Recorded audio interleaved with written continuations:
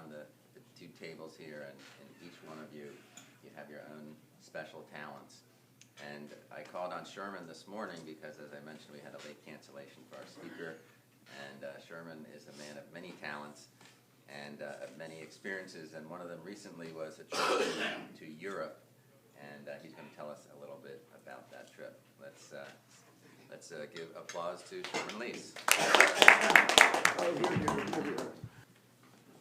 Well, I was contemplating just bringing my clarinet and talking about music and playing a little something for you. That would maybe be a little higher level of talent that I'm going to give you right now. But in any case, I could just take maybe a little bit of a semi-human interest story and a recent experience I had. And at the same time, give you some reasons for not using dividend fly miles in your travels. As an aside of the story, which is one practical lesson that I learned, that I'll never use dividend fly miles again. Why? I'll explain. I want to hear. But the story starts, and I'll try to make the whole thing relatively brief, because it's just a little bit of a story. 49 years ago, when I was in 1965, when I was a second-year medical student, I made some arrangements and pulled some family strings to have some introductions, and got myself into a summer job in a hospital in Sweden. I think I was 22 or 23 years old then. And when I was there, I met a famous plastic surgeon and started to follow him around and visit his clinic, and I stayed there for the rest of the summer instead of going to my job, which was okay with them. And while I was there, I met a very wonderful plastic surgeon from Italy, Renzo Guglielmetti, who came up to watch the head of the department that I was following, because he was very well known in Europe. And I invited him to stay with me because the hospital gave me an apartment and a housekeeper and meals and everything, and he was staying in a hotel, so I invited him to share the apartment with me. And during that time, the head of the department had a private patient, of which there were very few at those times, because it was almost completely socialized medicine when I was there first. Now it's not. Had a nice woman came down from Småland, from central southern Sweden, for some surgery, and she was accompanied by a daughter. Her daughter was a lovely, a beautiful, a remarkably beautiful and sweet girl who was in the university in Stockholm at the time and was on the national Swedish gymnastic team. I think she was headed to the Olympics. Just a lovely piece of person. Good catch there. Renzo and I both, of course, opened our eyes when we met her, and she was there accompanying her mother. And we were having dinner every night out somewhere. So for about 2 weeks, we all three went out to dinner on several occasions, and we got to know her. And when the 2 weeks were up, she went back to home with her mother, and a few days later, Renzo and I left. He actually drove me back to Paris, and on his way to Milan, he went out of his way a little bit and dropped me off there, and I took the train to Cherbourg and took the QE1 back to the United States. That's another story that I'll tell you about another time. But Renzo went on to Milano, and I've kept in touch with Renzo over the years. About 8 or 9 years later, I lived in Europe for 2.5 years on a fellowship in plastic surgery.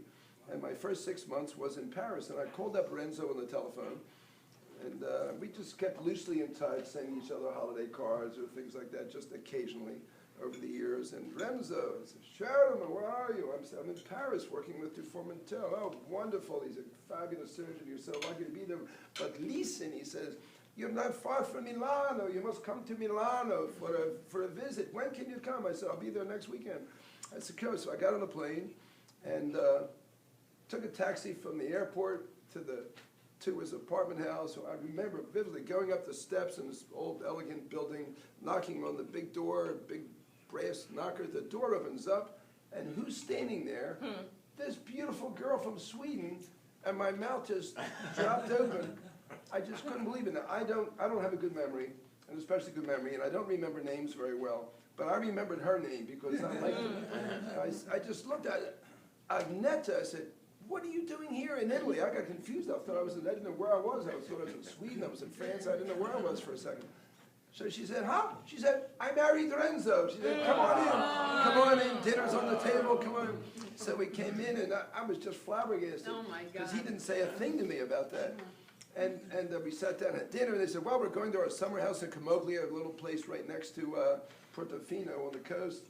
We spent Saturday and Sunday there. Then they took me back, dropped me off at the airport in Milan, and they went back home, and I went back to Paris to work. And that was that. About 10 years later, I took a trip with my wife Carol and my kids. We were small then.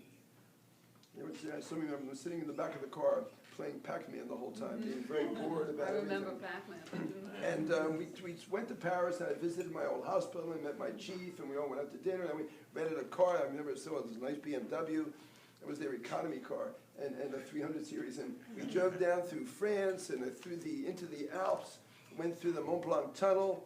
Mont Blanc was in clouds, so we didn't go up there that day, but we went through the tunnel. You come out in Italy. We went down the Autostrada, made a left turn at the Riviera, and went to Tuscany, where my friend Renzo and Agneta had a lovely home in Tuscany, which his family had owned for years, and with vineyards around. They owned half of the mountain there.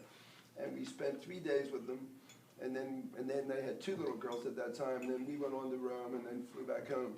So, and about 10 years later, which was 10 years ago, when I was first beginning to do transgender surgery, I went to,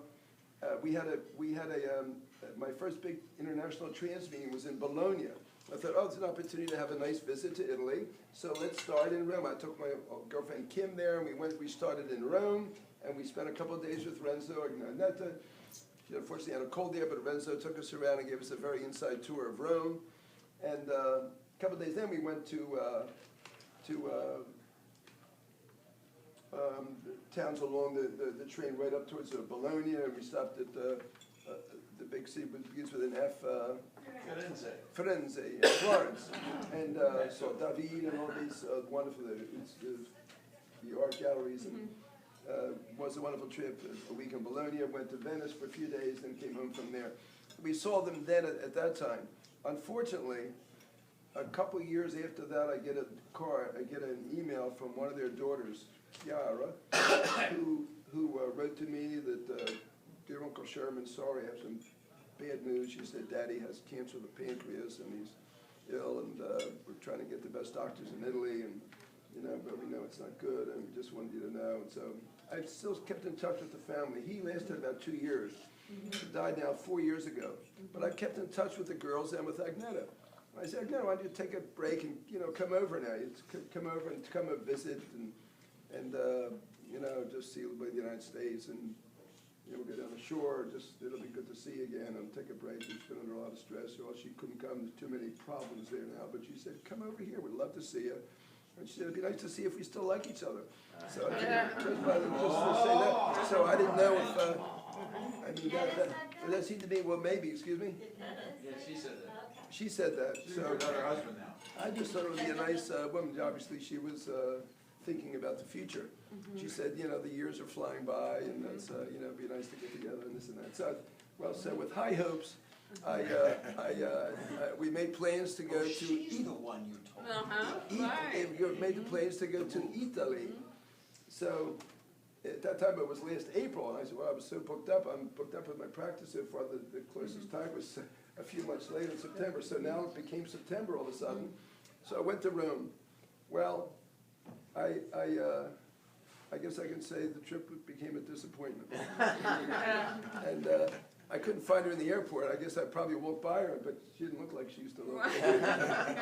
and I finally called her on the cell phone, and my phone went dead. She said, I'm standing, you're looking at me. It was a problem. So we finally, after about 2 hours, we finally found each other. And we went home. We were in Rome for about a day and a half. She made a reservation at a very lovely bed and breakfast. It was like a fancy little mini hotel that was something like Bill Clinton would stay in if he went there. A lovely place. If anybody wants a nice place to stay in Rome, it's a beautiful, elegant home, and not expensive. It was a hotel, beautiful but little not the best estate, over there. beautiful little estate, and lovely place. And the original plan was that they have homes in Sardinia and in Tuscany and a home in Sweden. and we were gonna go to Sardinia for a few days, and maybe to Tuscany on the way back and have a little vacation. But when I got there, she said, oh, there's so many problems with the estate in Sardinia. The local consigliere sent them a $16,000 protection tax bill for their property to make sure that nothing happens to their property there. And I said, protection tax? I said, what is that? I said, it sounds like mafia. She says, yes, you have to pay the tax or they take your house. And they can do that. They can take your property and sell it for whatever they get for it. And she would like to sell all these properties. She says she doesn't want to go by herself. Her daughters have been a big headache. They're not helping her much at all. She was left with property rich and cash poor. And she lives in a little dinky apartment in a sort of almost an attic. And she has to walk up a couple of flights of steps. And not having a very good life. And we couldn't go to Sardinia. She said, I have to go to Sweden. Could you go to Sweden with me? And she couldn't afford to go. I paid for all the tickets and everything. We flew to Copenhagen because she had to close up a house in Sweden. They're trying to get it sold, and they thought they had her. So I said, well, that will do it, that's all. And I just made a big X in my mind on this whole trip was going to be a disaster. I said, well, we'll just make the best of it. And so we flew to Copenhagen, drove across this new bridge to Malmo. A friend of mine was an engineer, worked on that bridge for about 10 years. Yeah. It's a magnificent bridge, a mile or two underground, then it comes up to it on a little island and goes in a magnificent bridge, another 7 miles or so to Malmo. Because that's opened up Malmo in southern Sweden to a lot of traffic from Europe. So that part of the country is expanding a lot. It's a very large Muslim population. In Sweden? In Malmo now, in Sweden, especially in southern Sweden, because you can drive up into Sweden now, drive from Europe. And so they've had a lot of people before from Poland and Yugoslavia, poor people going there just for the social benefits that Sweden always offered. That's right. And now they've had the last 10, 15 years, and especially in the last 10 years since this bridge was built, they have a huge Muslim population there. And I went to see where I used to live in Malmo. I lived there for a year and a half. And the city is about tripled or quadrupled in size. It was about 250,000 when I lived there. Now it's about 750,000. And opposite my apartment house, place that I used to live in, ride a bike to the hospital a couple miles every day. Now used to be a beautiful field there. Now it's a gigantic mosque there. A lot of people walking around with burqas and dark skin. So it didn't look like Sweden almost in this area. Although the central part of town was still very nice. And I spent about an hour in the Central Square and the little Tory at the little square next to it, which is still lovely. And visited a couple of old friends of mine were there. So that would made it worthwhile, to visit some old friends and see the area that I used to live. But we drove about 4 hours. I rented the car, and we drove about 4 hours up in this small island in the central part of southern Sweden. Had a beautiful country, but nothing around for miles. So we had to buy food in an IKEA store about 20 miles away and keep it there and just eat, ourselves, because there were no restaurants anywhere near where she lived. And the place was all overgrown with, the grass and weeds were about 3 feet high. The electricity didn't work when we got there at night. We luckily had some fuses in the fuse box out in the woods where we used up the last bit of my juice on my cell phone for a flashlight to change a fuse, and finally got the light on the house. Went in, the water didn't work, and so it was a kind of a disaster there. So we got the next day, had a plumber come over and help us get the water on. And I spent the next 4 days packing boxes, packing dishes and linens and things in boxes so she could move out and help supervise some furniture people that came and emptied out the house of most of their large pieces of furniture. And that was the wonderful vacation. Then drove back to Malmo, spent one night at her brother's apartment, brother and sister-in-law's apartment, saw a couple of friends, spent about 2 hours in the downtown, then drove back across the bridge, flew back to Rome, spent about another day there, about another 24 hours before flying back. I had a very wonderful dinner at her daughter's home. Can't begin to go into the Peyton Place stories of her daughters having affairs with people, and the husband's having affairs with other people. Her father-in-law is a mafia character who tried to grab her, Agneta, when the first dinner she had with him with the family. On table, the most horrible things going on, trying to have sex with any female who walked into the house. I mean, just all of the brothers and the father-in-law, and I mean, everything that's going on there is just like a nightmare to her. And she said she really is thinking really just to accept it. The only thing she feels bad about is she won't get to see her grandchildren, but she's really, and probably will, move back to Sweden to be near her brothers. She has two brothers that still live in Sweden, but her daughters are not being helpful to her at all. They wanted to sit as a babysitters, but she can't even afford to go to her place in Sardinia because she can't afford the airfare or the boat fare to go there. The daughters go and stay in the in-laws' house, but don't get a ticket for her. Just a whole big mess. So, and on top of everything, I didn't really feel any chemistry for the girl, for this woman now. So anyhow, though she's a nice lady, but she's she just wasn't that interested. All she did was, complain the whole time about the family and their finances and this and that. And so she was nicht for me. She wasn't for me. And that was the experience. Had a couple of nice dinners in Rome. The most delicious sea bass baked in salt. You ever had that? No, I don't like sea bass. All about well, you can do it with any fish. They had a nice sea bass. It's too fishy. And I had it in a restaurant, and again in the daughter's house, made it just as well as the restaurant. Put about 2 inches of coarse